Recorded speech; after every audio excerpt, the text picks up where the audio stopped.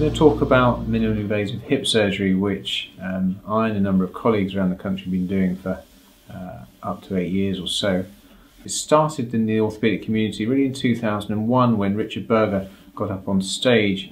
I saw him in Orlando in 2001, and he showed a patient getting up and walking a few hours after hip surgery the same day. And at that stage there was a gasp from the audience because it was completely unexpected and completely new. The length of stay at that stage was round about 10 to 12, even 14 days, with quite a prolonged, slow recovery.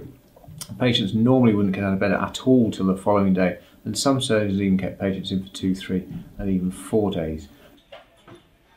We started to realise that people with hip arthritis had a painful hip, and then a hip replacement is a pain-free hip, and therefore if we were swapping a painful hip for a pain-free hip, why couldn't they walk? What were we doing that was preventing that mobility? And there was a focus on the anaesthetic, the way that we approach the muscles around the hip and the soft tissues, the education of the patient, and the amount of positive or negative psychology that was involved.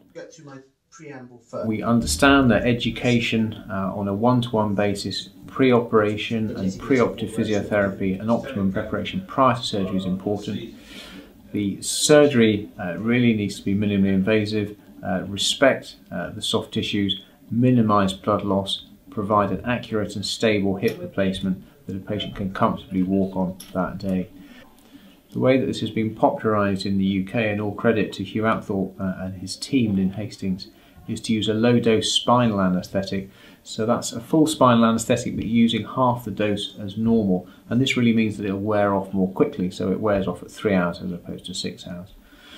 The epidural therefore does all of the work, keeping the patient numb from the waist downwards. The patient will feel very bright and fresh with no sickness or heaviness or grogginess, and actually sit up in recovery, so there's no drip or any other attachment that used to bind patients down.